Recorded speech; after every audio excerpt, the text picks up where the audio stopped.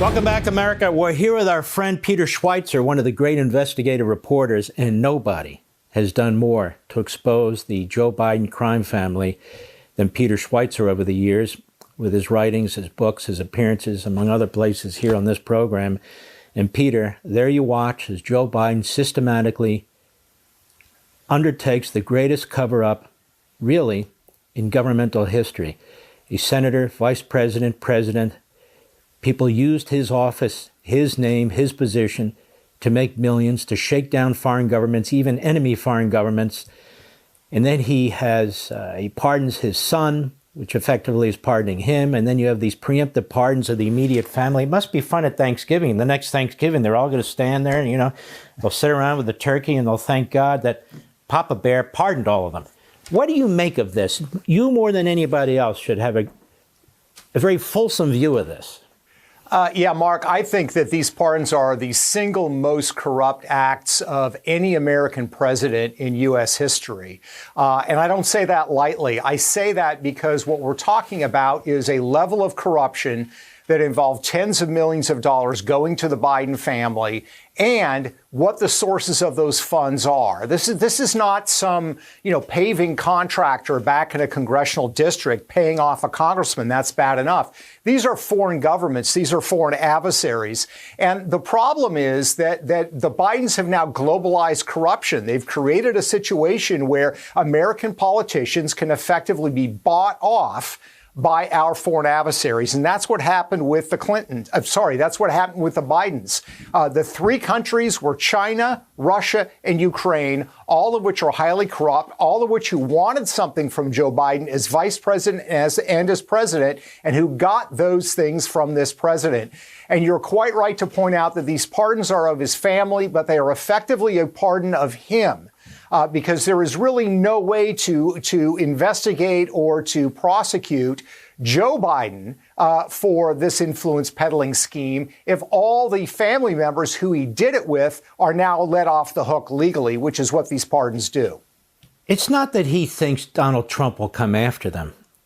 It's that he knows they're corrupt, isn't it? And haven't you written chapter and verse on this corruption, the millions of dollars that have flowed into the Biden crime family? Yeah, you're exactly right, Mark. I mean, look, let's look at the timeline. And we talked about this first. The first place when I published my book, I came on your show and we talked about this back in 2018, is the timing is clear. So in January of 2009, Joe Biden is sworn in as vice president of the United States. And literally 3 months later, Hunter Biden sets up an international financial firm and starts doing business, I'll put that in quotation marks, in the most corrupt places on the planet, China, Russia, and Ukraine. And the money starts to flow. And it's important to point out, by the way, Mark, that these pardons are very specific. They begin with any crimes that might have been committed from January 2014 going forward. And that is precisely the month when the money starts to flow from China, Russia, and Ukraine. They get tens of millions of dollars from Chinese entities that are close to the Chinese state, that are also linked to Chinese intelligence. In the spring of 2014 is when he agrees with Burisma, this Ukrainian energy company, corrupt energy company. He takes in millions from them. And this is the same time that Russian oligarch Yelena Baturina sends $3.5 million to Hunter Biden. Those things all happen at that period of time. So these are the deals that have taken place. Joe Biden was the point person on policy towards China. He was the point person under the Obama administration on Ukraine policy. And guess what? Both of those countries, people were sending the Bidens millions of dollars. So he pardons his family members, preemptive pardon, abuses that power. There's simply no question about it. We've never seen anything like this before. He pardons his son after months and months of saying he would not pardon his son.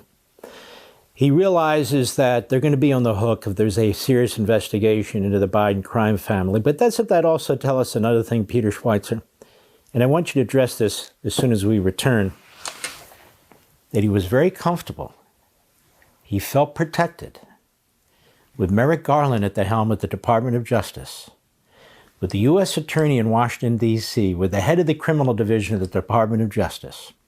He felt very comfortable that despite all the corruption and the graft and all the rest, that Department of Justice would never investigate him while he was president.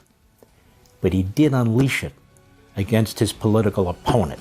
And I want to get into that when we come back. Hi, everyone. I'm Brian Kilmeade. I want you to do me a favor. I want you to click to subscribe to the Fox News YouTube page. This is the only way that I know for sure that you're not going to miss any great commentary, any great news bites, any great interviews coming your way on Fox. You can get it all here on YouTube. So subscribe right now.